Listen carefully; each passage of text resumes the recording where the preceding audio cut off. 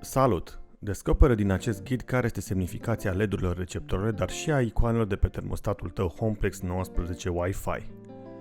Acest ghid este valabil pentru ambele versiuni de termostat, alb sau negru. Să începem cu receptorul. Acesta are un buton multifuncțional, dar și indicatori luminoși sau LED-uri pe care le vom marca de la 1 la 3 pentru a ne fi mai ușor să le identificăm. LED-ul 1. Verde intermitent rapid. Modul clipire rapidă sau Blink Fast pentru instalarea în aplicația Tuya. Verde intermitent încet.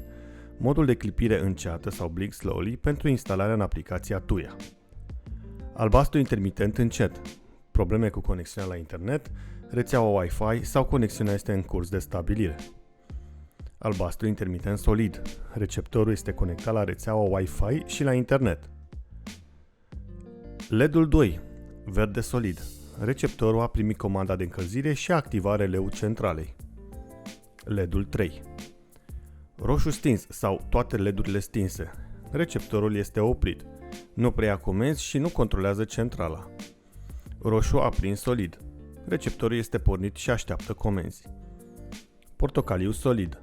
Receptorul este pregătit pentru împerechierea cu termostatul. Portocaliu intermitent. Receptorul a primit o comandă sau a comunicat cu termostatul. Verde solid. Receptorul se află în modul preluare forțată. Butonul multifuncțional. Apasă scurt pentru a porni sau opri termostatul. Apasă lung pentru demararea procesului de împerechiere cu termostatul sau asociere cu rețeaua Wi-Fi și aplicația Tuya. Ai ghid amănunțit în descriere. Termostatul.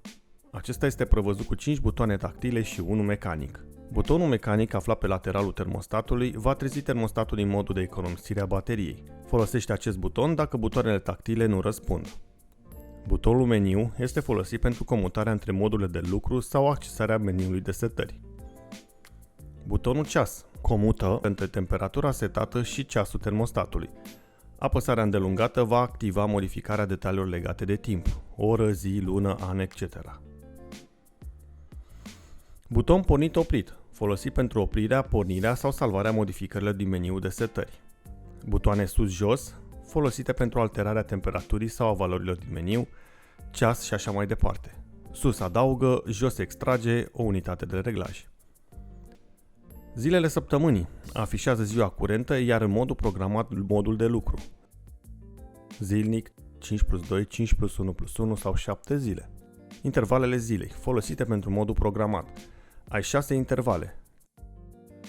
3 zile, pleca dimineață, înapoi acasă la prânz, pleca după amiază, înapoi acasă după amiază, seară, somn.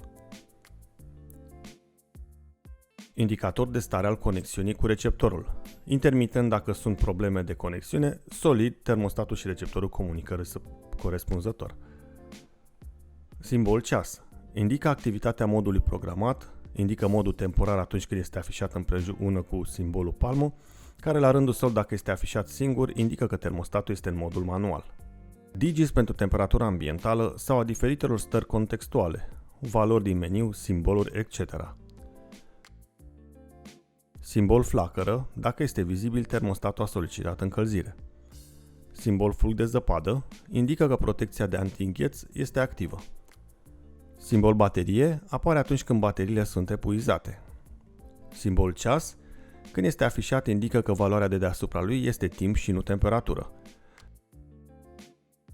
Simbol rotiță apare atunci când se modifică setări.